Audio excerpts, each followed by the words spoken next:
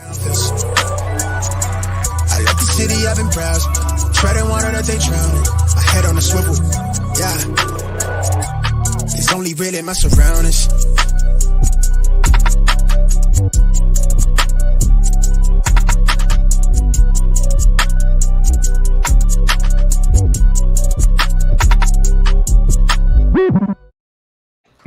Hello and welcome to episode 58 of the Smash Accept podcast. The boys are back, all three of us. You know, it hasn't been happening that way, but to cover week one, to recap all the games, Smash Accept style, everybody's here tonight, you know, and I'm super excited about it.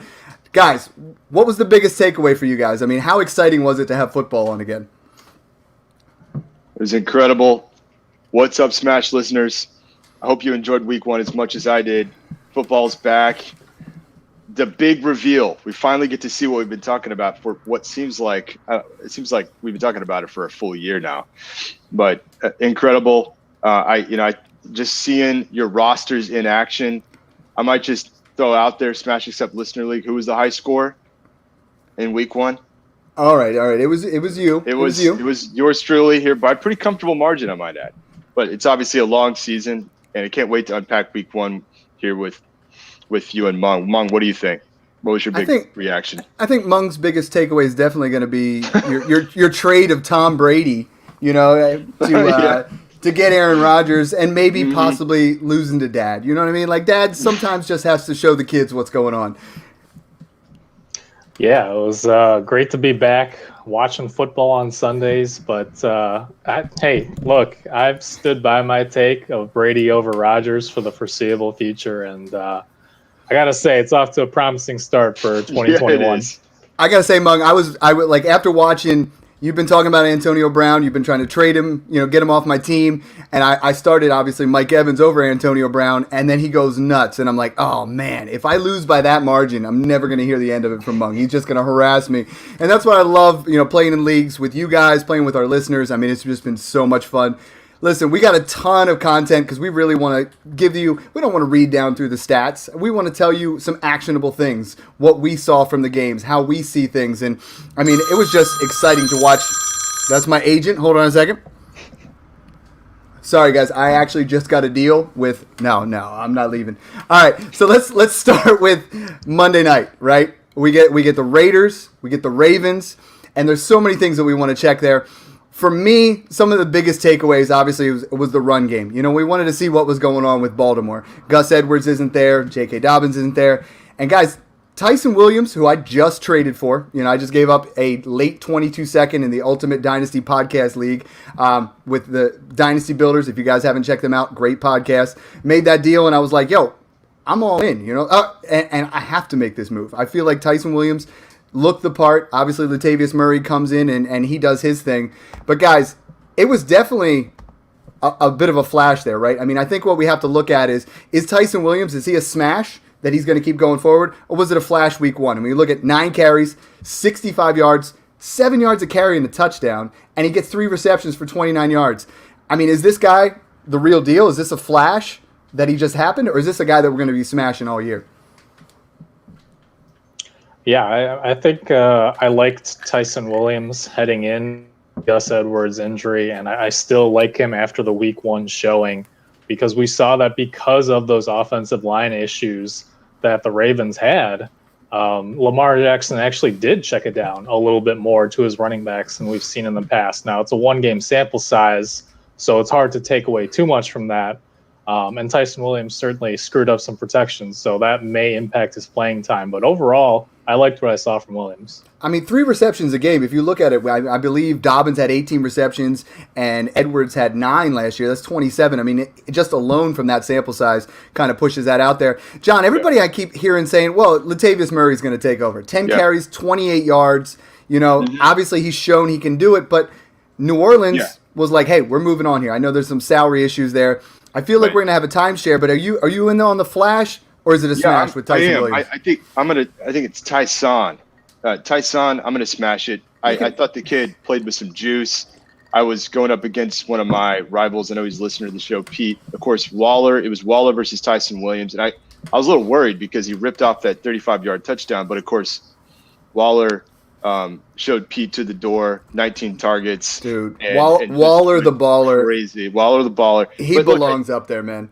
Yeah, and I mean, just to come back to this, like, Latavius is definitely going to get his. And the big story was what happened to Tyson Williams down the stretch. Coach comes out and says, well, we're gonna work all of our running backs. That's typically what we do. So that's what we should expect here. And I think Latavius is going to get some goal line. Frankly, we saw Tyson Williams miss a couple of blocks, and then what happens? Lamar gets crushed. That's not what you want to see have happen to your franchise quarterback. So I think it's going to be a timeshare. But Tyson Williams, for those of you that did pick him up, great value. And then again, Darren Waller. I mean, if anything, he probably got too much focus, and defenses will start to key on that more and more. Do you guys see this quote from Gruden saying that he's the single best player he's ever coached? What? Gruden? Really? That says a lot. But I was so excited to see, like, the I guess I don't know what the term for this is, like bell cow tight end, whatever that is. I mean, if you flip over to the other side of the ball, I mean, Derek Carr, 435 yards passing, 2 touchdowns, and Waller was a beast. 10 catches, 100 yards, another touchdown. He's the guy you got to have. I mean, we all know that. But the rest of the wide receiver core, Bryan Edwards showed up, 4 receptions, 81 yards. We're talking about him for a while. Yeah, Renfro showed up. But I think the biggest takeaway for me on the Raiders, on their side of the ball is Josh Jacobs, man. I mean, those 2 touchdowns, I think, have created a sell window here for you because he's banged up. This is not going to be, if you look on RotoWire or RotoWord, whoever you look at, they literally say everything's injured on Josh Jacobs. I mean, the man is a walking wounded, getting out there. And 10 carries, 34 yards, 2 touchdowns. That looks great, the 2 touchdowns. But, I mean, Kenyon Drake did what we wanted Josh Jacobs to do, right? 5 receptions, 59 yards. He was involved in that pass game. If we end up getting the keys to it, Kenyon Drake was a guy I got in Scott Fishbowl. I've been picking up everywhere. I believe he might be the more explosive back here in this backfield. As much as I've liked Josh Jacobs, he just looks banged up. He has not been able to stay healthy. And this could be a little bit of a muddy backfield, Mung. Yeah, I mean, look, you can say sell high on Josh Jacobs. I just don't know that people are actually going to be buying into that. In our listener league, the one guy said he gave up Josh Jacobs and, oh man, I think it was Josh Jacobs and Sterling Shepard for Saquon Barkley. Like, that blew my mind. Like, you make a move like that all day. But sometimes people don't look at, we're trying to break it down and show everybody what's on. Sometimes they just look at the fantasy points, right? 2 touchdowns looks real appealing. A lot of running back injuries too, so go target the guy that just lost Mostert, the guy that's down, Etienne, Akers. So many of these, and some of the running backs that underperformed in week 1, those are the guys you're targeting. I'd unload Jacobs for sure. Yeah, if you can get any first for Josh Jacobs right now, I feel like that's the sell. Didn't mean to cut you off, Mung. Keep going.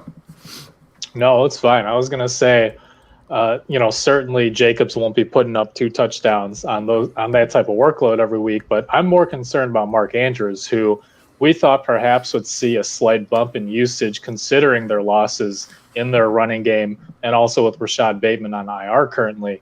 But, still just not much production there for Andrews. Didn't look super explosive. I think it's a little bit early, but we might need to worry about Mark Andrews. I don't know that he's in that same tier right now as Hawkinson, who we saw got huge target volume. Well, a couple months ago we had, I'm totally agreement there. We've been talking about on the pod getting rid of Mark Andrews, trying to push him for Hawkinson, push him for Fant Plus, push him for one of those kind of guys. The other thing to take away from there is, we had Dave Richard on from CBS, and he was saying this is Marquise Brown breakout season. He looked electric. I mean, he looked like an actual wide receiver for the Ravens, which we haven't seen for a while. He flashed for me, and I don't want to. It's tough to believe it, right? Because we've wanted to be on that hype train before. It just becomes difficult. Are either of you guys even kicking the tires to go out there and buy Hollywood Brown? Not really. I have him on a couple of deep rosters, and I actually threw him into one of my home leagues and was pleasantly surprised to see him with the 6 targets, 6 catches, touchdown. I think with all the injuries that they've had in that offense, they need playmakers. I think he could take a step this year, but I would temper expectations just a little bit. I love it. Let's move on to the Sunday night game. So we got Bears at the Rams. A lot of things here. I mean, people have been writing David Montgomery off, just saying, there's not much there. They've been trying to move off him. I've been buying him on the cheap for late firsts plus a guy. I gave up Melvin Gordon and a late first to get David Montgomery. 16 carries, 108 yards. He gets the touchdown. Only one reception, but David Montgomery looked like a guy who's going to be a driving force there. I mean, I can't wait till they make the right call and go with Justin Fields. I mean, Justin Fields scored more fantasy points than Andy Dalton, which is ridiculous, in limited. And the way he ran the ball, those guys back there, I'm a little bit more excited. I know it's going to be happening sooner than later. David Montgomery isn't a guy that you guys have necessarily been high on, but are we starting to believe a little bit? Is this somebody that, we should, on your contenders, make a move for? Yeah, I mean, I think it depends on the price, right? Because to your point, Montgomery did look explosive. I think he logged one of the top 5 fastest plays of the week. Yep. And really he looked good. But that being said, the lack of receptions could still limit his ceiling.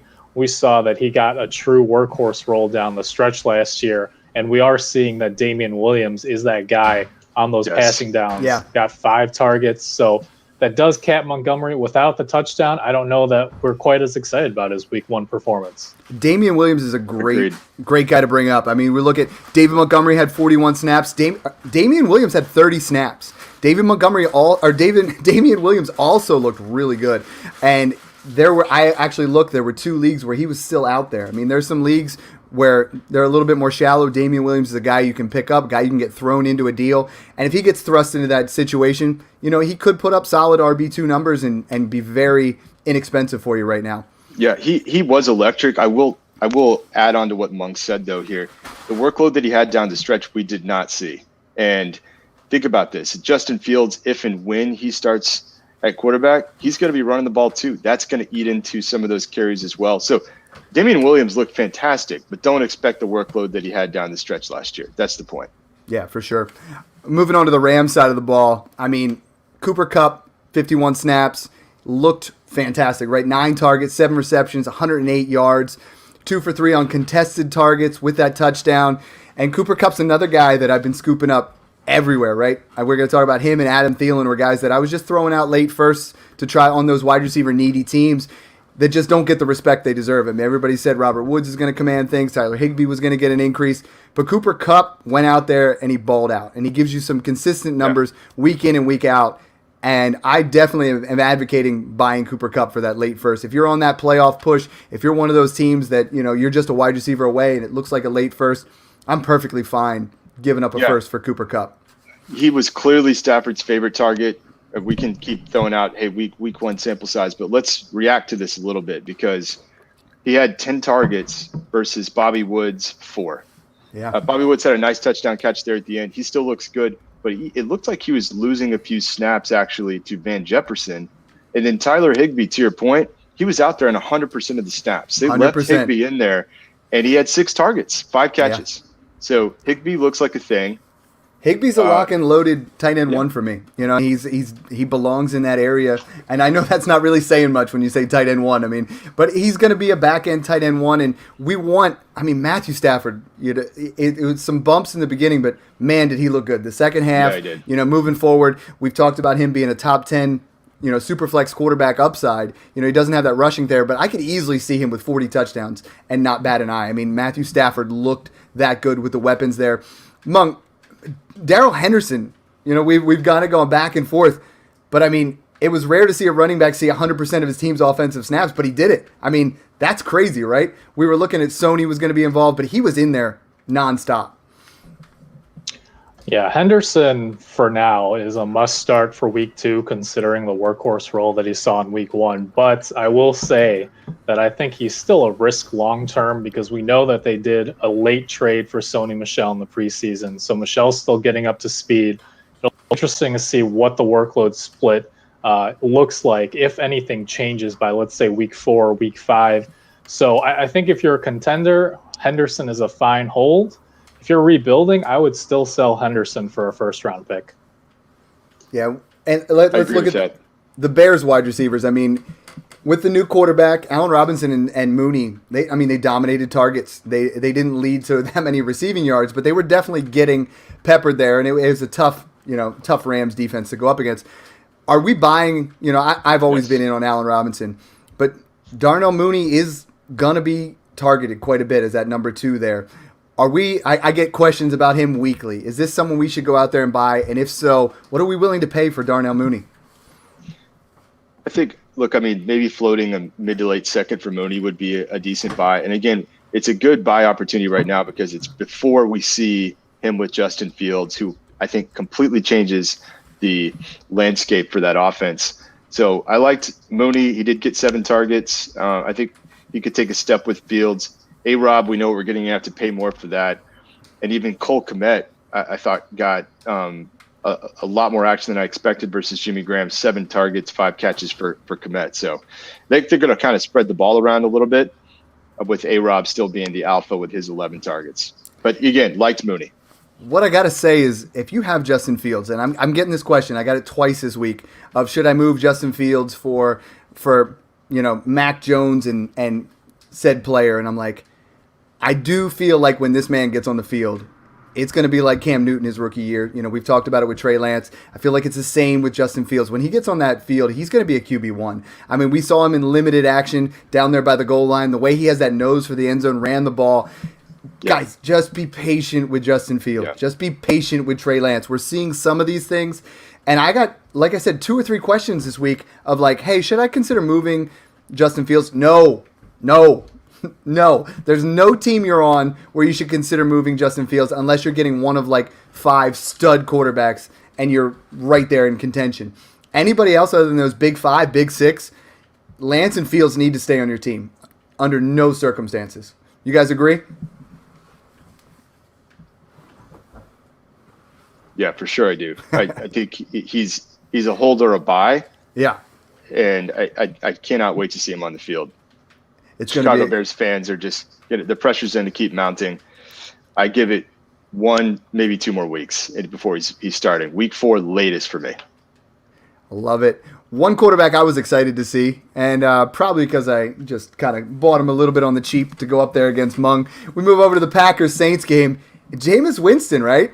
I mean, I know it's 14 for 20 and only 148 yards, but 5 touchdowns. 5. Almost 89% completion, adjusted completion percentage. I mean, he looked patient, right? Like, the problem we've had, and I watched this entire game, all the snaps, with Jameis Winston is he's tried to force the ball. Or there was one particular play where he had 7 or 8 seconds back there. I mean, great coverage. And old Jameis Winston would have tried to chuck it to Mike Evans somewhere, would have tried to force it in, and he actually threw it away. Like, I know that he ran the ball, picked up a few yards. Yeah, he did a great job with that. I mean, he just looked poised. And I know it's a 1-game sample size, but Jameis Winston's another guy I'm getting a lot of questions out there. I mean, what do we do with Jameis Winston if he's your QB3 on a superflex team? Like, if you played it right, he's your 3 or your 4. So there's going to be some weeks you can definitely use him. It's going to be some boom bust, but I mean, this looked really good from all angles that I saw. Yeah, for real life football terms, I think Winston was great. But like you said, the passing attempts and the yardage weren't there. How efficient is he going to be every week with simply touchdowns? I don't know about that. And how much of that was just the Packers looking completely unprepared for week 1. I do like Winston as a potential streaming option in redraft. I think Dynasty, if he's your QB2 and you're contending, he's a fine hold. But, if you're rebuilding or if you have the quarterback depth and he's a flyer that you took a chance on, I would sell for a first-round pick in the Superflex. Absolutely. John, I have a Jeopardy question here for you. So if you go behind center and you snap the ball and you spike it into the ground every play, you get a QBR of 39. Slightly better than Rodgers in week 1. Absolutely. Man, that was just gross. Like, I'm sitting there. Yeah. I went 15-1 this week. The only game I lost was to my brother, and Aaron Rodgers had 1 point for me. Like, 1 fantasy point. And it was just, it was unnerving, right? You're like, well, maybe he didn't play all preseason. It's going to take a quarter. Or, you know what? Maybe a little bit into the second quarter. Maybe the third. Nope, he's done. He's done. It's over. I I have never seen Aaron Rodgers play that way. Is it a matter of shaking off the rust? Is he not, as committed to what's going on? What is going on with Aaron Rodgers? Because we've seen games where he, does this or that. But, I mean, was it 2 interceptions or 3 interceptions? I mean, he had 5 all of last year.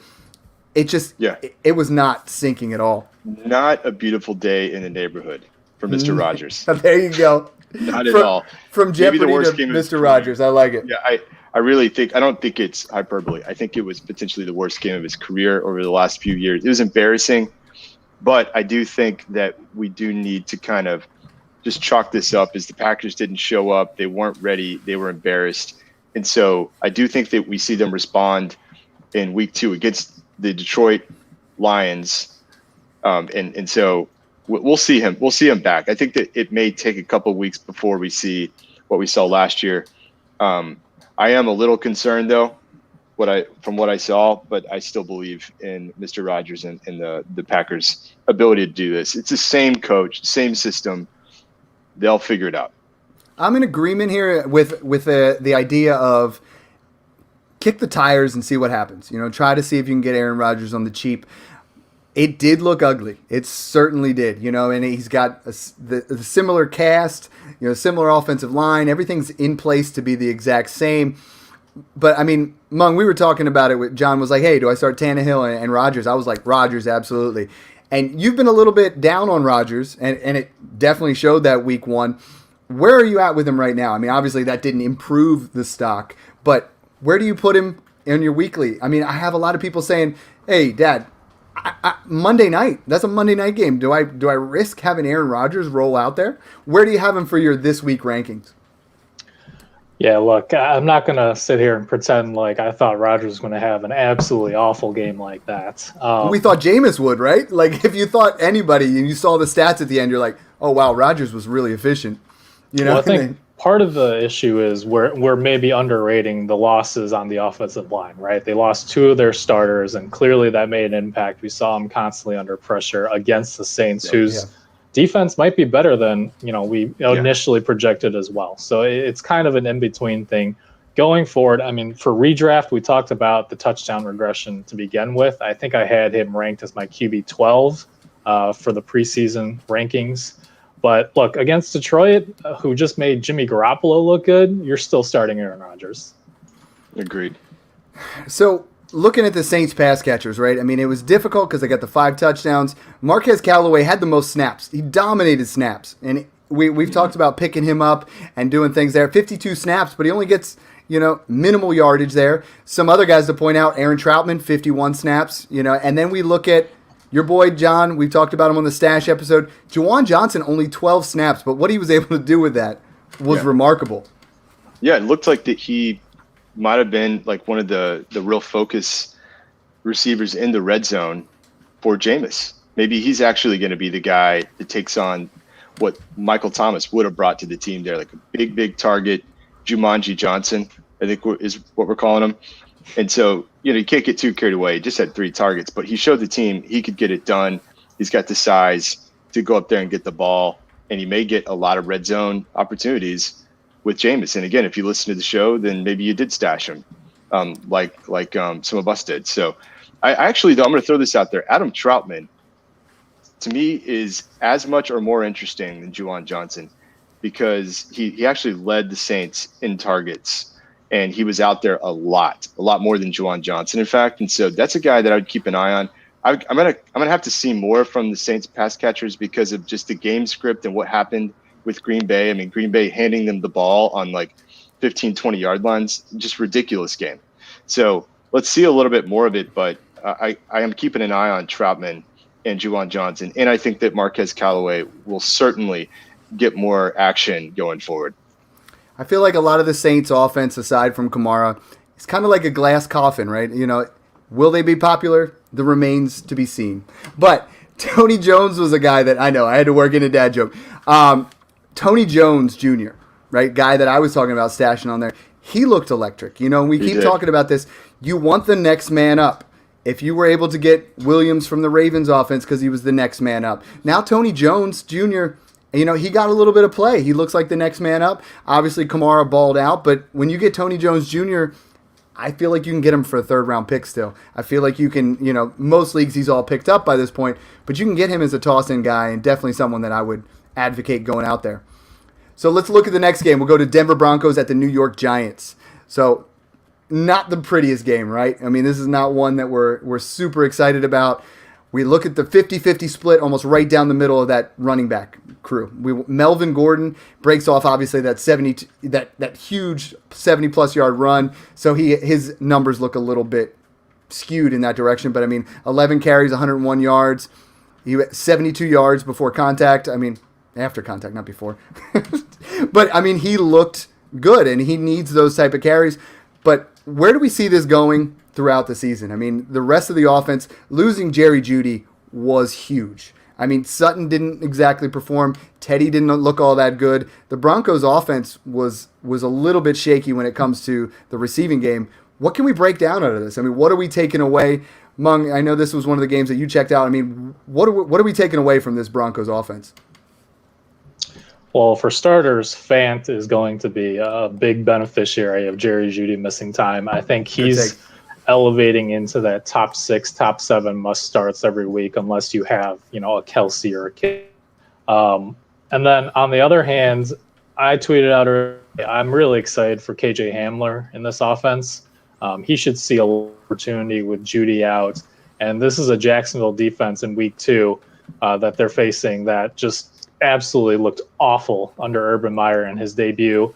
I'm starting pretty much everybody that you can. I mean, Hamler's a good dart throw wide receiver 4 with huge upside.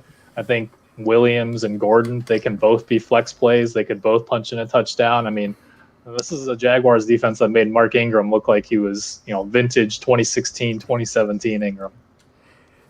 Nice. John, we talked about this on the retooling episode. Jerry Jeudy is someone where if you're in that retool mood right now, you know, and especially in a league where it's points possible, or if you're in a rebuild mode, I think he's looked the part.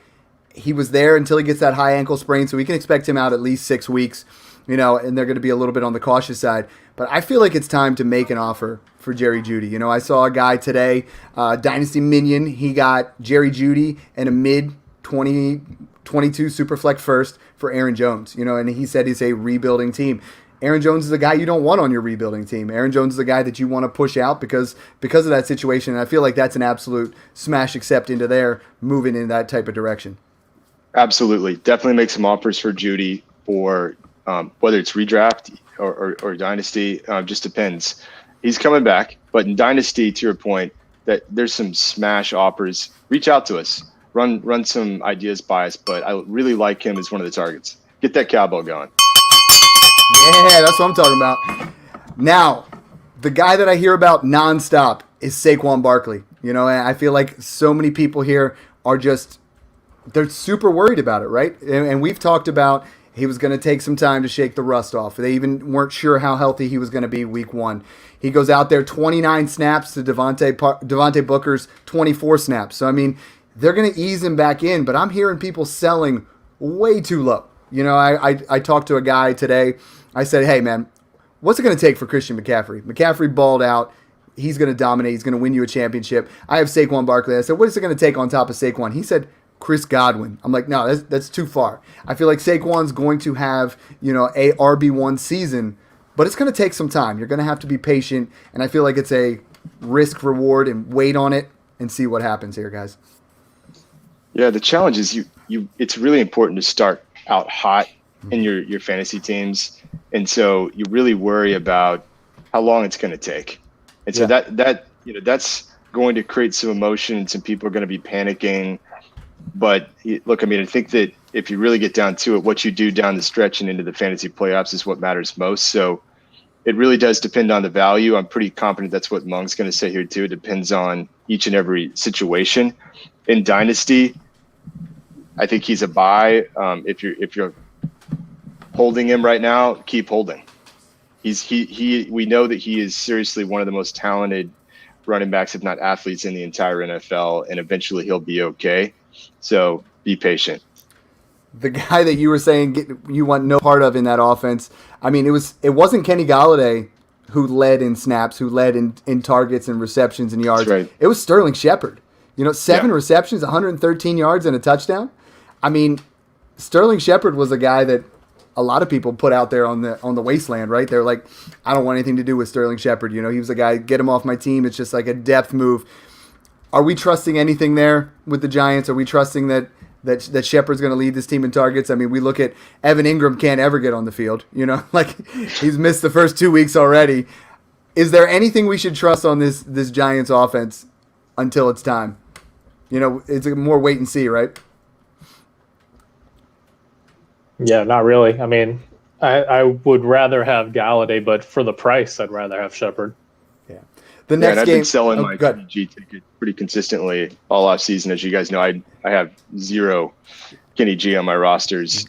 He's going to probably flash, but I think he'll be inconsistent at best. Yeah, for sure. So the next game I absolutely loved watching as a football fan, right? Browns, Chiefs. My gosh, this is the game you want to watch, right? I mean, you got Nick Chubb. You got, the Browns looked fantastic in the first half. Watching Nick Chubb, watching Kareem Hunt, these guys, if either of them go down, I mean, they're both are on that fringe, RB1 flex, in that area. But like, dude, if Chubb goes down, Kareem Hunt still looks super explosive. Nick Chubb, obviously with 2 touchdowns again, 83 yards. If Kareem Hunt's not there and we look at Nick Chubb getting a complete workload, he's a top 5 running back. I mean, when that guy's out there, if you're in 0.5 PPR or 0 PPR, I mean, Nick Chubb's got to be up there. He just looks amazing when he's running the football. Sounds like you got full Chubb there watching that game. I got a chubby right now, and I definitely looks great. I definitely do when you go to the other side of the ball, though, right? I mean, Tyreek Hill. There's no debate. We've talked about it before. Mung's been on point with it. I've been trying to say it's AJ Brown. We've been trying to say this guy. Tyreek Hill is the tight end or is the wide receiver 1. No question. He is the dynasty wide receiver 1. We shouldn't even be questioning it because 15 targets, 11 receptions, 197 yards. I mean, we're looking at an absolute just difference maker. Someone who's going to win you week in and week out, and he's tied to Mahomes. Why do we keep playing with this? Mung, you've been on it the whole time. You should have just slapped this around a little bit because we get excited about the youth. We get excited about this and that. But it's Tyreek Hill, right? Yeah, and I think because he's going to have a great season, he might be a sell high in the coming off season because he is getting up there in age, and he is someone who does rely on that speed, even though his technique has gotten way better over the last few years. That said, look, all off season, I was talking about, for drafts and for dynasty buys, basically I want to invest in the Dallas offense, the Kansas City offense, and the Tampa Bay offense, and nothing that we saw from week 1 has changed that for me. No, and you've been on that. Clyde Edwards-Helaire is still a buy. I mean, he ran the ball 14 times, but no one else was handed a single carry. So obviously he's the guy there. One guy that I found everywhere on my waiver wire, I got him in the 4th round in many of my rookie drafts. Anthony Schwartz, with Odell Beckham out, really looked good. I mean, 3 of his 5 catches, 69 yards. And the guy, he's got some speed. I mean, Baker targeted him deep a couple times. This guy could be something here. The Schwartz was strong with that one. There it was. May the Schwartz be with you. Spaceballs for you younger fans out there who have no idea what we're talking about.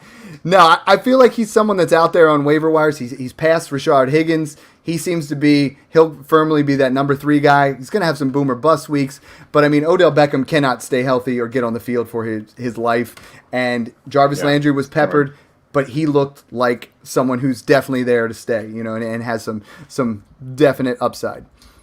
Next game, moving on to Miami. This is fun. Miami and New England. So we look at, both the young quarterbacks, both the Alabama quarterbacks. And to me, Jalen Waddle really showed out, Mung. I mean, 6 targets, 61 yards, a touchdown, 11.2 ADOT. I mean, Jalen Waddle was what we expected him to be, right? Yeah, and I had Waddle ranked as my clear number 2 rookie wide receiver in this class. I still like him there. I will say that, Will Fuller is coming back from the suspension this week, so maybe temper your expectations there. But long term, I certainly love Waddle. I'm glad you said that because we're doing something now where we're going to pick a player. We're going to pick a wide receiver outside the top 24. We're going to pick a running back outside the top 24, a tight end and a quarterback outside the top 16. We're going to have a little competition between the three of us. I'm going to be putting that on Twitter.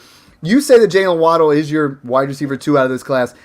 Man, watching that Eagles game, I have Devonta Smith there. I mean, the way he was targeted, he looked electric, and I know it's splitting hairs between the two of them because they both looked fantastic week 1, but that's my smash play of the week of a wide receiver on Fantasy Pros that's outside the top 24, and we'll get to our full list there, but I just had to get that out there. I've been trying to yell about Devonta Smith everywhere, trying to pick up and make some moves. If you can still get either of these guys, if you can still get Waddle, you can still get Smith. I've seen some trades where people are giving up. You're getting either of these players and a second for Mike Evans on Twitter. And I'm like, that's something that you got to do. I feel like if you're not... What's that? Real quick, Mike. Let's say someone offered you Jalen Waddle for Devonta Smith straight up. You're taking Smith is what you're saying? I am today. It's as clear cut as it is. I mean, I've been kicking tires where I've been trying to... I put it in the group chat today. How much more do we get if I have A.J. Brown and I really want Devonta Smith or I want Waddle? How much more are we getting on top of that? I am taking him because for me, watching that Eagles game, I was a little, and obviously it's against the Falcons, but he was heavily targeted. He was wide open. I mean, he had that great ability to separate, and we know Waddle has that as well. I'm excited to watch both of them. Right now, I'm Devonta Smith, and I feel like I'm going to keep riding that train, and I feel like it's splitting hairs between the two of them.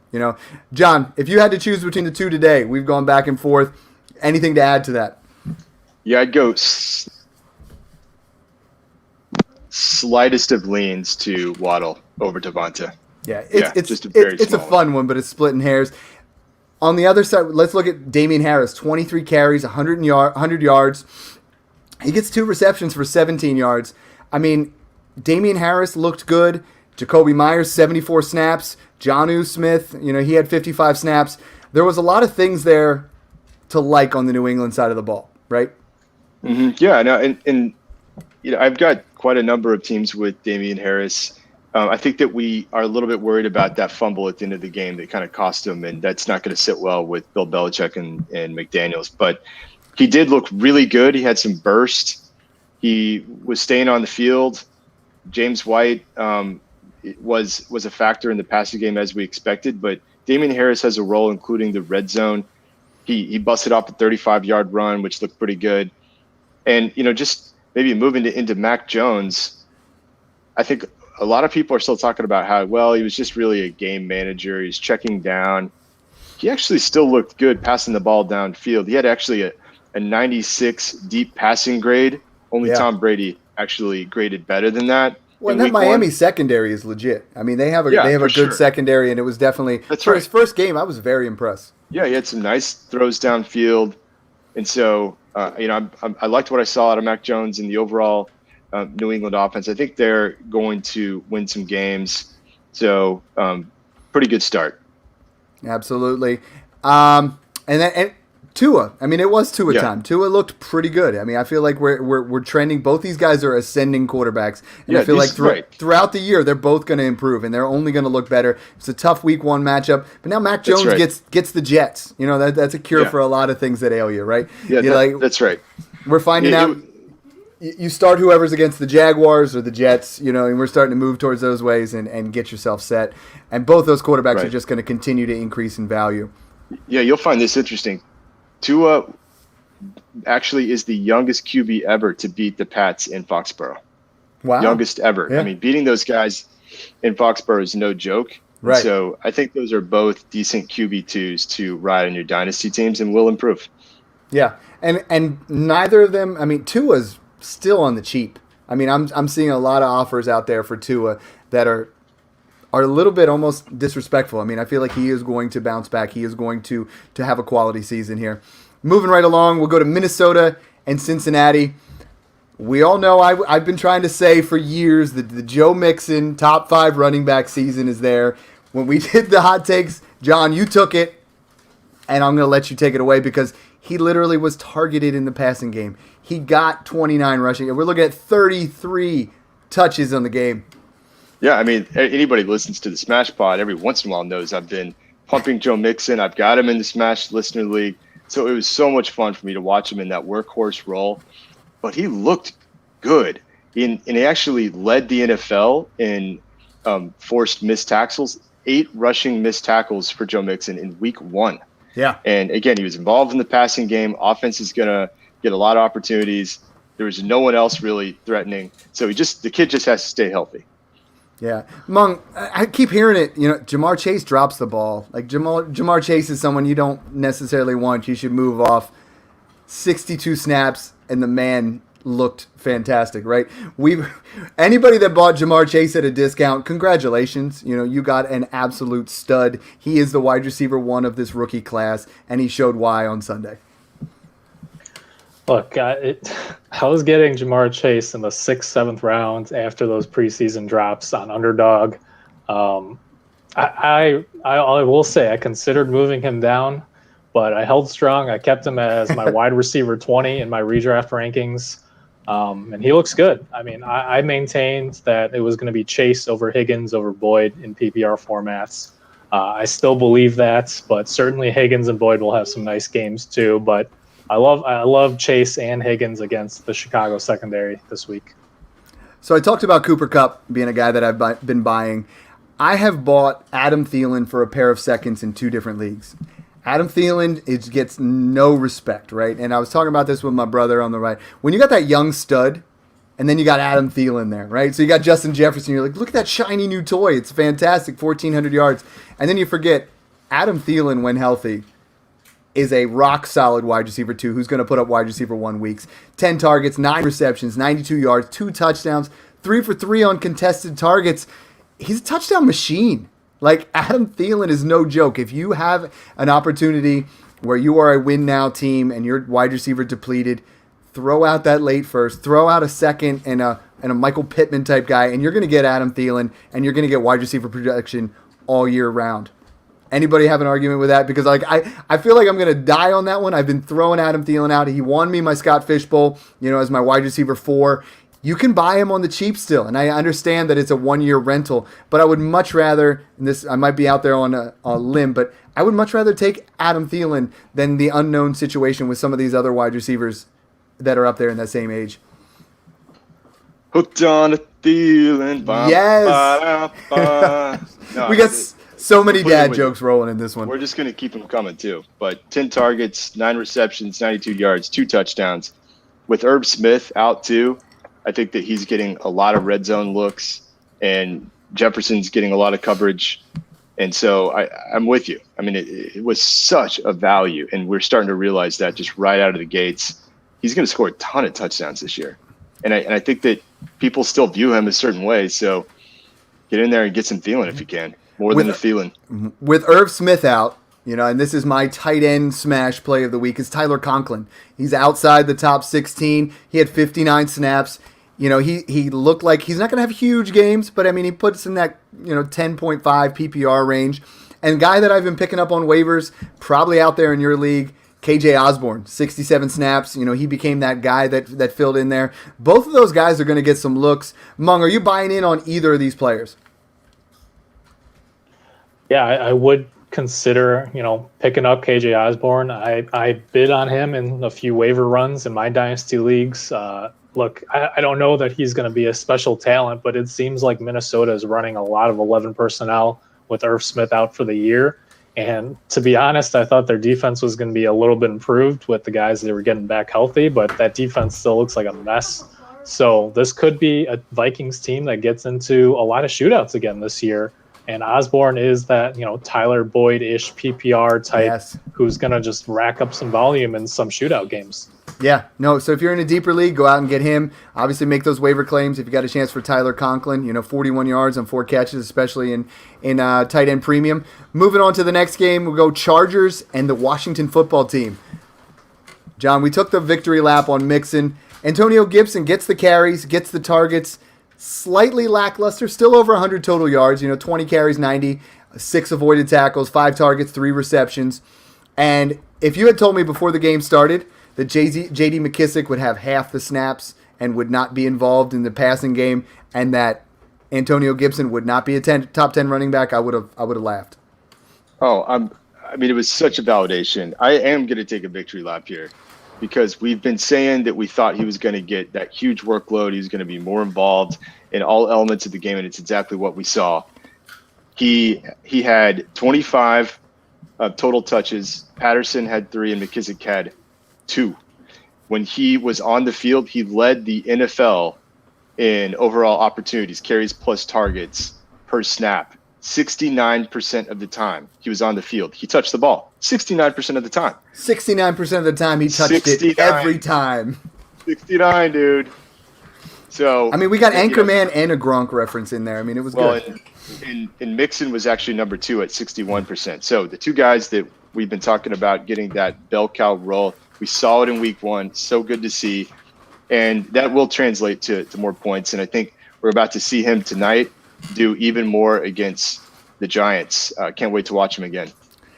I'm a little frustrated on the other side of the ball with Austin Eckler. 15 carries, 57 yards, and a touchdown. 0 targets? Wait, is that a typo?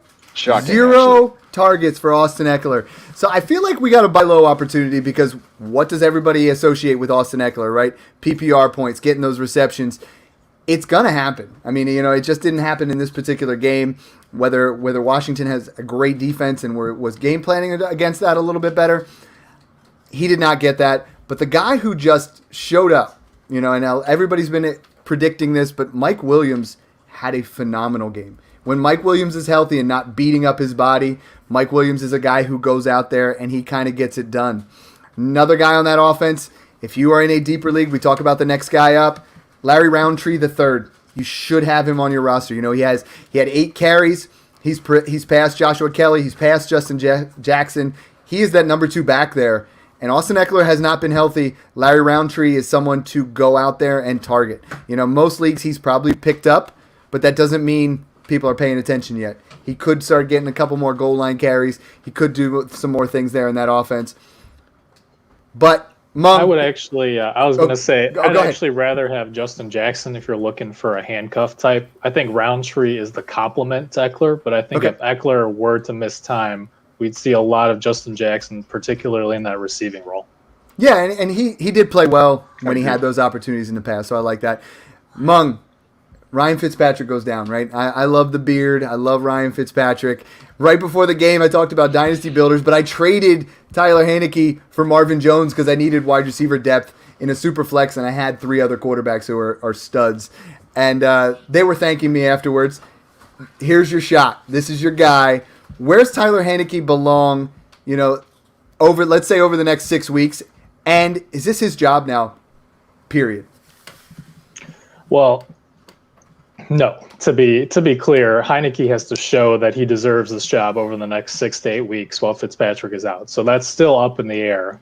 I will say, though, I am bullish on him. I think he has the skills to get it done, particularly if he doesn't force the ball. As Ron Rivera said recently, after the Fitzpatrick injury, that Heineke's had a tendency to be that gunslinger type at times, which he needs to reel in a little bit.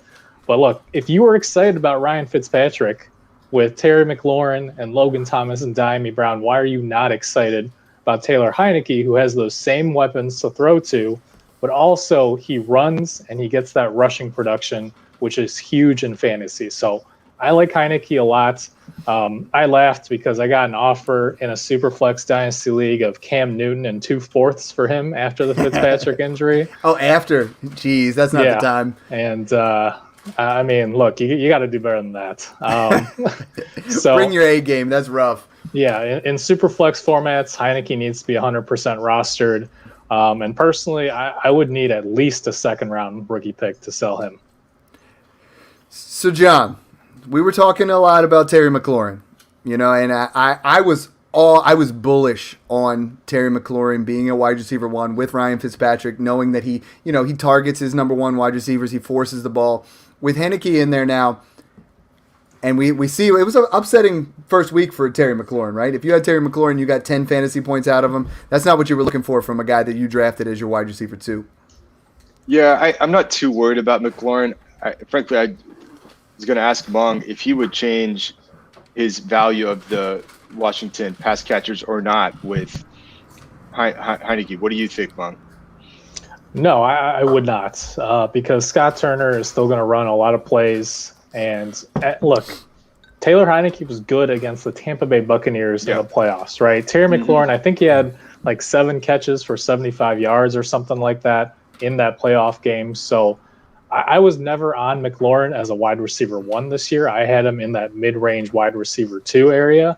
But I have not downgraded him at all because of the quarterback change. Okay. And Mike, I mean, I still have him kind of in that low wide receiver 1, high wide receiver 2 range. He had arguably the best catch of week 1, miraculous catch that he made. He still gets open, and I think he's going to get his. I think that was a really tough kind of defensive battle in many ways in week 1 versus the Chargers. So we'll see. I'm moving Logan Thomas up. I think Logan Thomas, Fitzpatrick's never been a guy to pepper the tight ends. He's been a little bit more of a risk taker. Heineke's going to take care of the ball a little bit more. And that second half, when he took over, Logan Thomas excelled. And Logan Thomas looked really good. That Heineke did throw did go to Logan Thomas, which is notable too. Now we get to my game, right? I watched every second of it. Had Pops over. Watched the Eagles Falcons on the new big screen. It was awesome. Obviously, the Falcons just. I'm not trying to get too excited about my Eagles, right? Because the Falcons looked brutal. There was nothing there clicking at all. I mean, Mike Davis had less carries in there, and Cordarrelle Patterson was stealing things. Kyle Pitts didn't really do much. Calvin Ridley was disappointing. Matt Ryan was laying on the ground most of the game. I mean, there was not a lot to be excited about with the Falcons. So let's go over to the Eagles.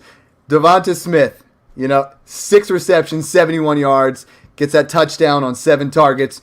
The one drive completely took over, right? He had 4 receptions on the drive, took over the game. Jalen Hurts, to me, did what I wanted to see, right? He took care of the ball. He ran when he had to. He still put up a QB1 type week, but he did not make those risky plays. And I know it's the Falcons, but I liked what I saw from Jalen Hurts. I liked the way that he played. I liked the way that they took care of things with Devonta Smith. And Miles Sanders looked really explosive. I liked what I saw from Miles Sanders. Give him the ball, good things are going to happen. He has 4 receptions. That's been the thing that everybody said it's going to hold him back. 74 yards on the ground. He's always just one play away from being a home run threat. And as much as I don't want to admit it, Kenny Gainwell looked really good as well. Kenny Gainwell was that guy in there on third downs. He was the guy in pass protection who looked fantastic where Miles Sanders has fallen down at times. And he is going to be part of this offense. He's definitely a guy that's going to get some receptions in there and give them a little shot in the arm. So I'm excited because it's the Eagles and they beat the Falcons, obviously. But there's some things to be excited about in this offense. Yeah, there definitely are. I really got to see both teams another week before I come to any conclusions, right? The Falcons just got steamrolled, and I'm not really sure that'll happen as much, but I definitely got to be super concerned about Atlanta. But I'm with you. I mean, Mike, they looked fantastic in week 1, 32-6 final score. So I don't blame you for being excited about the hometown team. Yeah, and Cordarrelle Patterson's a little bit gimmicky. We see Wayne Gallman as a healthy and active. I'm in 3 leagues where I've seen him dropped. I still think Wayne Gallman is going to be the number 2 back there. Someone that I think is definitely worth picking up if you have some extra roster spots. Going to my other team here, in this game I kept flipping back and forth, and this one made me want to cry. But the Steelers go into Buffalo and beat them. And I just kept saying, Josh Allen's going to get it going. Josh Allen's going to get it going. And, my man gets paid. And it looked a little bit rough at times. Diggs still did Diggs type thing. 13 targets, 9 receptions. Deontay Johnson, gets the 10 targets, but not a lot with him. 5 receptions, 36 yards. It was not an exciting game. There was not high-powered offenses like we expected. But my biggest takeaway from that game is Najee Harris in the second half. Najee Harris looked horrendous in the first half, right? He looked like he was lost behind that offensive line. And we know that offensive line is going to take some time to gel. But I believe, he's got a plus matchup this week. I think he's going to turn that into, a nice little stretch here where the more he gets acclimated, the better that offensive line starts to mesh together. Najee Harris is someone you might be able to buy low, who they were thinking was going to be, the second coming of, Adrian Peterson. And now all of a sudden he doesn't have that week. And sometimes we get so excited about those rookies like Kyle Pitts, like Najee Harris, and they go out week 1 and they disappoint. And some people start to sour a little bit. Cheers. No, they don't. Yeah. Never mind. Well, look, I mean, Najee, he's getting all the touches. The workload is there, and that's what I'm focused on. Is I think as Pittsburgh goes, Najee goes, and he's going to have some good games. I just kind of worry. I mean, if you take away his 18-yard run, he had 15 carries for 27 yards behind that line, and so it is a bit concerning. My overall takeaway is that Pittsburgh can come in and absolutely just ugly up a game, and we've seen him do it before. Tomlin will come in there with a certain game plan, and he really did, give him some credit, take Buffalo out of their game for a lot of that game. Josh Allen looked a little off at times, got sacked a few times, and they just didn't look like what we saw last season or even in the preseason. But, I mean, Mike, look, it's week 1. Remember, these guys did not have any time in preseason to get clicking again. That Buffalo offense is very much predicated on a lot of those timing routes, quick reads, and Josh Allen's going to be fine. It's not overreact. I don't think anyone is here on this pod, but for all the listeners, Buffalo is going to be incredible this season. You just hate to see him come out so slow in week 1.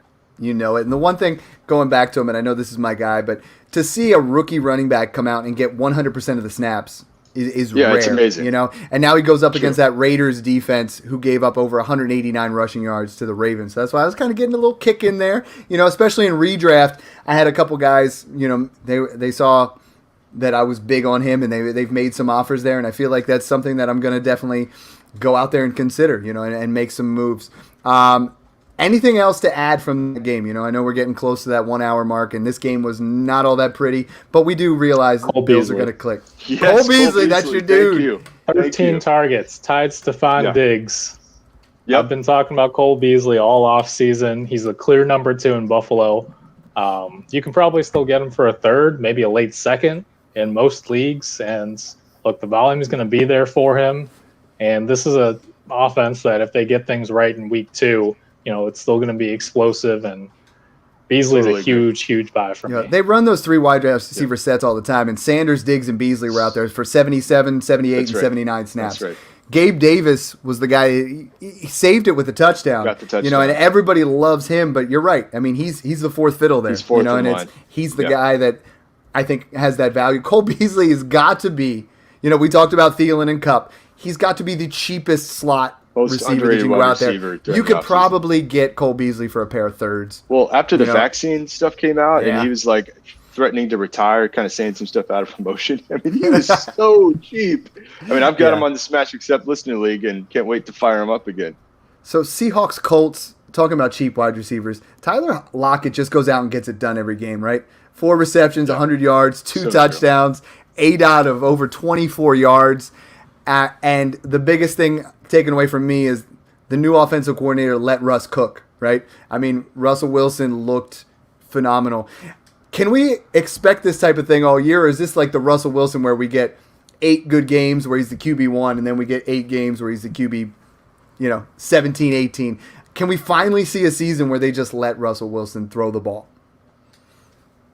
Well, to be fair, he didn't actually throw it that much. Just 23 passing attempts, 16 carries for Chris Carson. So I don't know that he's going to be cooking in terms of throwing it around a ton, but he is going to be efficient, which is what he's always been. And I do think that if Waldron continues creating these plays where they can actually get yards after the catch, free up some of the deep ball, I think Wilson can be a top 5 or so quarterback. And certainly he looked good against what we thought was going to be a good Colts defense. And look, he gets Tennessee up next, and that's going to be great. So there's been some concern about Carson Wentz targeting the running backs, right? And that's something that he necessarily hasn't done in the past.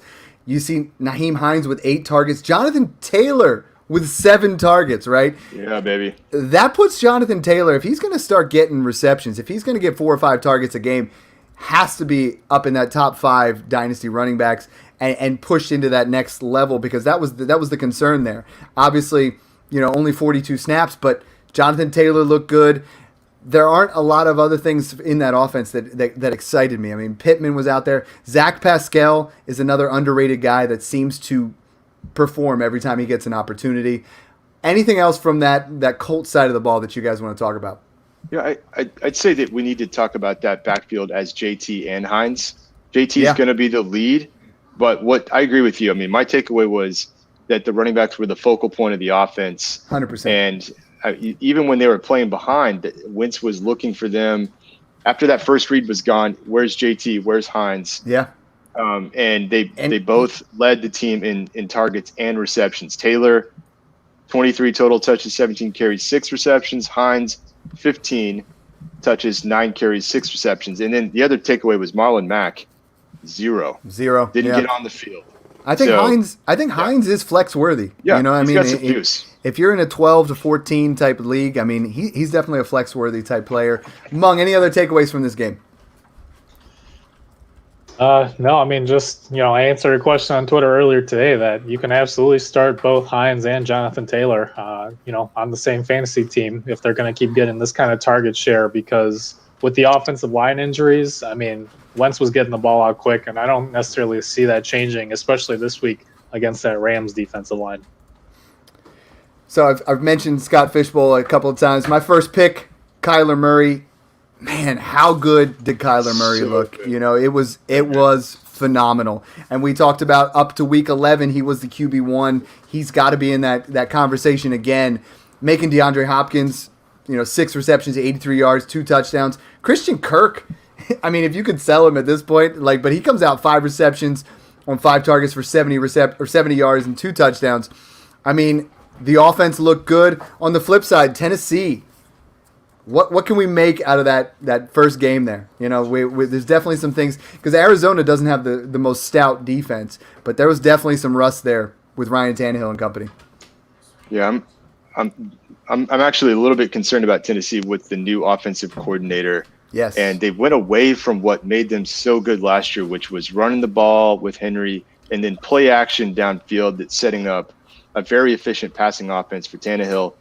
And they just got away from the play action. It's like, guys, go back and watch film of your best offensive games last year. You got to work that in, and you got to make it work for Henry. But I got to give Arizona D some credit. They look good. Chandler Jones and J.J. Watt, wow. Those guys showed up, and it was pretty scary at times. I mean, they were getting to Tannehill pretty consistently. So that was kind of my takeaway there. But I think Tennessee will figure it out. Yeah. Tannehill and Cruz should be okay. But, I mean, come back to your point with Kyler. I'm going to throw this out there in week 1. I think he's going to be my dark horse MVP candidate. I'm riding him in the Smash League, and he's fun to watch. I had a couple people ask me, they're like, Mike, is he the Dynasty QB2? And I'm like, let's not run Josh Allen out there, but he's definitely closer to that tier than he is the next tier down. I mean, it looked. I think so. He looked great. Let's talk about a couple rookie quarterbacks then. We're getting a little short on time here.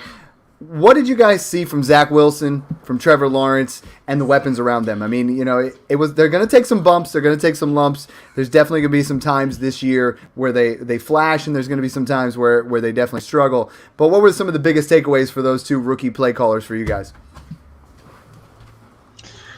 I mean, look, I think that Trevor Lawrence is going to be just fine, but Urban Meyer doesn't look like he knows what he's doing. No. That's a potential issue. But that being said, that the Jaguars are going to have to pass a ton with that defense being as bad as it is. So from a fantasy perspective, I'm not too worried about Trevor Lawrence. But long term, certainly you hope that Meyer isn't going to be around for more than a season or 2.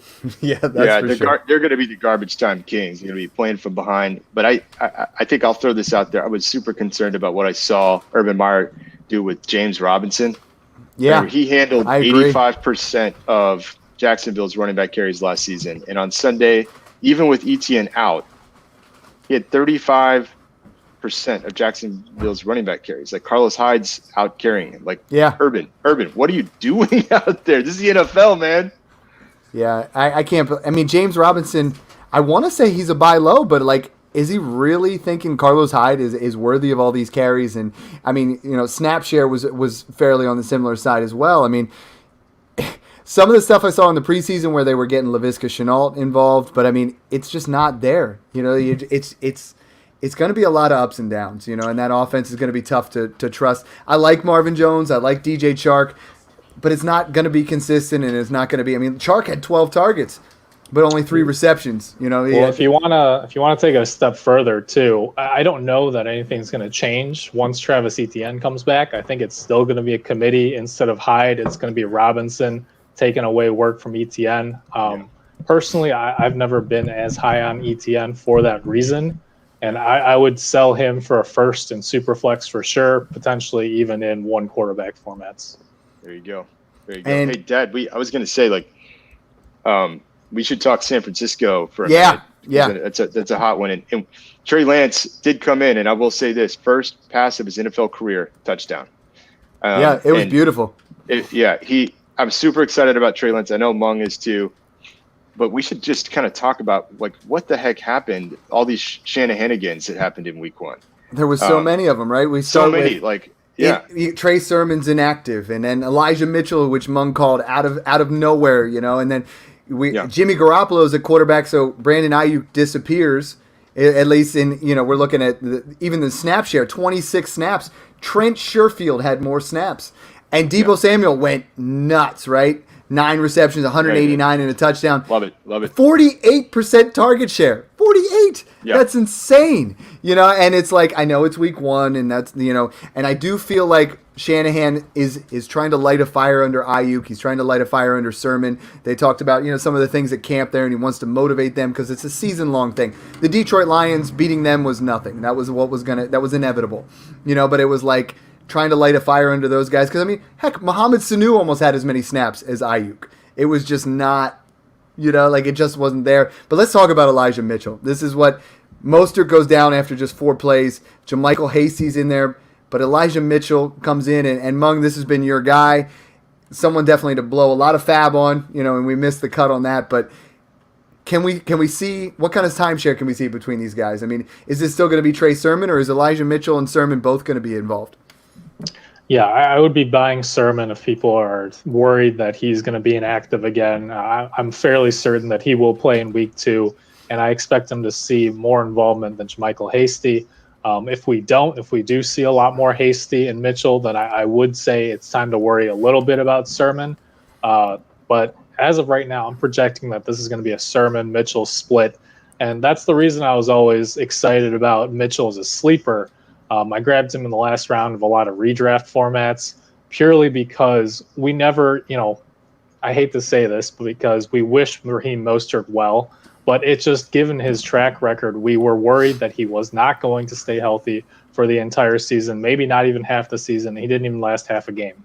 So Mostert, to me, Sermon's role would be elevated, but Mitchell would step in as a good replacement in terms of their skill set. So I like Mitchell and Sermon. I like them both going forward. I'll add to that too. I think that Mitchell is actually profiles more like Mostert in terms of skill set. And so putting him in there in that role, Shanahan's going to use him like he had been using Mostert. But make no mistake, Sermon isn't dead. He's going to be active. He's talented. I think, again, we see some Shanahanigans here. He will get some of that workload. But I got to tell you, I was channeling Mung here. I'm going to read a couple of texts that I got because I picked up Elijah Mitchell before the game started. Because when I saw Sermon inactive, I'm thinking to myself, who do we talk about on the pod? Who's the guy that I think Shanahan could go with? It's got to be Elijah Mitchell. So I just got this text during the show. How did you know to pick up Elijah at 11:47 a.m. Sunday morning? And from another league, how the hell did you have the premonition to pick up Elijah Mitchell before the game started? And that's kind of what we do. We prep for this. We talk about it. We figure out. We pay attention when things are happening, when they call in actives. Remember to react. If you have a redraft league or an open waiver wire, go make moves like that. And now I think you read the rewards. And Mike, how about this wide receiver situation? Let's get a 2 cowbell salute here from Mike. That was a great. That from Mung helped me out on that one, so thank you. Yeah, no, that's fantastic. I feel like Ayuk is still a buy here. Ayuk's still going to be fantastic, but I'm excited about the other side of the ball because T.J. Hawkinson was what we said he was going to be, right? 8 receptions, 97 yards and a touchdown, 7 of them for first downs. If you get the benefit of that, and then the other guy that just totally got knocked down by a lot of analysts and pushed down. A guy that I've been hyping a lot is DeAndre Swift. 8 receptions. But if you look at the RB3 for the week was Jamal Williams. The RB4 was Swift. These guys, it's not going to be the wide receivers. It's going to be the tight ends and the running backs. And this is going to be a lot of negative game script for Detroit. So I feel like, just like we talked about with Nyheim Hines and Taylor, Jamal Williams is flex worthy. He's definitely going to be in a situation where with the game scripts. And DeAndre Swift, if he keeps getting the targets like this, should be considered, a back-end RB1 for the season. I know it's small sample size. He's a guy that his pass-catching ability is fantastic. Yeah, and I mean, look, I think that we got to consider Jamal Williams as a pretty legit play as well. Yeah. He was actually 3rd in the league for targets on routes run at 45%. So he's actually not just running the ball between the tackles. He's getting involved. Detroit's going, like you said, they're going to focus on the running game, getting it to Hawkinson. And so Jamal Williams is a guy that I'm keeping a close eye on and may still be a value because of the name notoriety that Swift has.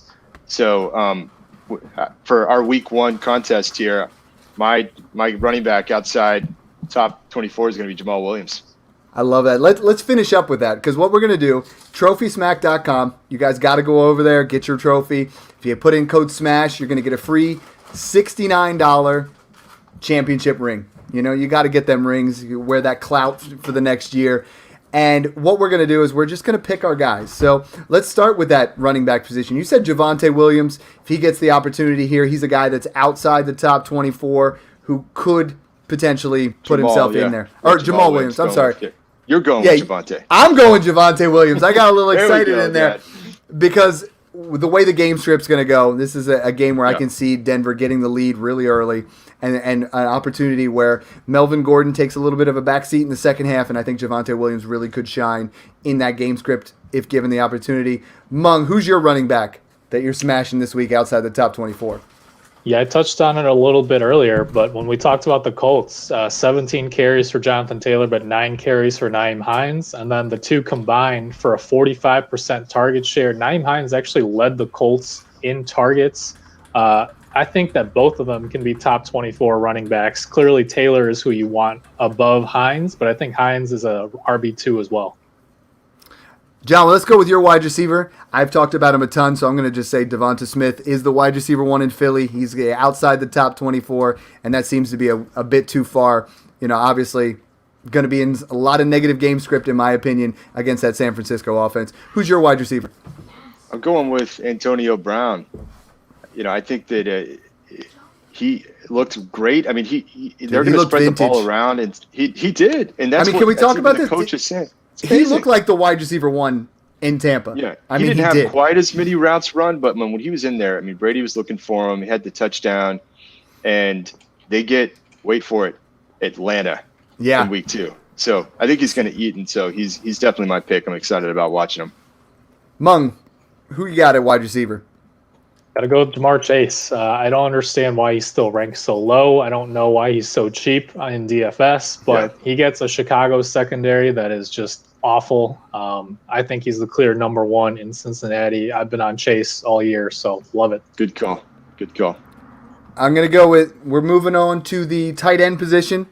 John, let's hear yours first. I'm actually going to go with Cole Kmet. I really liked how involved he was. I think a lot of people are thinking Jimmy Graham was still going to be a thing, but he got 7 targets, and I think Andy Dalton is still in there. He could be kind of a safety blanket there, and I could see him actually getting into the red zone. So going with Cole Kmet this week. I like it. I'm going to go with Tyler Conklin. I've talked about him during the episode before. Arizona, in this particular game, in the past, they have really struggled against the tight end. They didn't week 1, but I do feel like he's a guy who's going to be across that end zone in week 2. And Mung. Yeah, look, nobody wants to talk about the Jaguars right now, and all the talk has been about Shark versus Jones versus Shenault, but let's talk about James O'Shaughnessy, who saw a ton of volume in targets when they were in catch-up mode.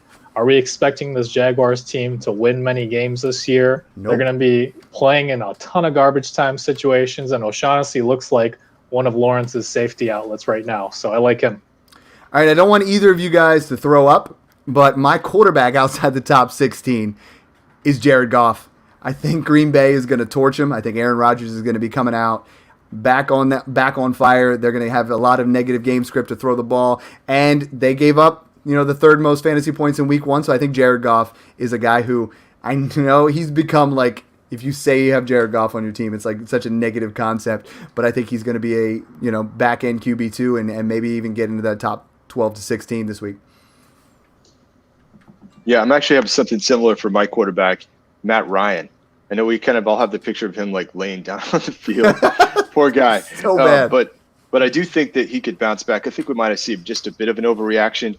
It looks a little counterintuitive because they're playing Tampa Bay. But I think what's going to happen here is they're going to be playing from behind. Tampa Bay is going to light them up. And the Tampa Bay secondary showed us that they do have some gaps versus Dallas.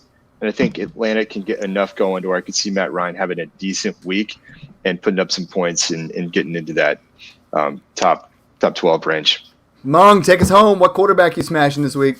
Ooh, first off, I would say I would stay away from Ryan because we saw Dak Prescott move around a bit and be able to avoid that pass rush, but I don't know so much about Ryan. But anyway, I'm going to go with Teddy Bridgewater here against, again, a Jaguars defense that pretty much made Tyrod Taylor look like Patrick Mahomes. And we know that Taylor's been a capable quarterback, but that Jaguars defense is just awful. I love Bridgewater even without Jerry Jeudy this week. Dude, you got to feel great for Tyrod Taylor, though. He finally gets a shot, right? I'm sorry, Tyrod. Tyrod, yeah, we'll call him what we. I'm a little bit of a boomer. I can't pronounce Tyson Williams. I'm going to pronounce it my way. I'm a little Frankie Blue Eyes there. I did it my way, guys. That was a great show. Enjoyed chopping it up with you guys again. Mike, real quick. I know we're short on time, but there's two things I got to say. Yeah, let's hear it. One, if you want a potential Elijah Mitchell-esque guy, Alex Collins, after Rashad Penny went down with that calf injury, he's somebody to keep an eye on, stash if you can. And two, you're gonna like this, Mike. I think I picked the Eagles to upset the Niners if they stick with Jimmy Garoppolo. So if you are in redraft leagues where you're stashing Trey Lance, I would not drop him. I think we are going to see him sooner rather than later with all the injuries to their defense. They're going to need him in some shootouts. They're not going to be just leading games even with an easy schedule. Yeah, I love it. Very nice. You cannot emphasize this enough. I've talked to guys that are in redraft, and they're like, I'm in a 2-quarterback league, but Fields and Lance aren't starting. They're going to win you leagues. Just be patient. Go get them. They're going to win it. If you have an opportunity to get either, go do it. Thanks again for tuning in, guys, and enjoy the process.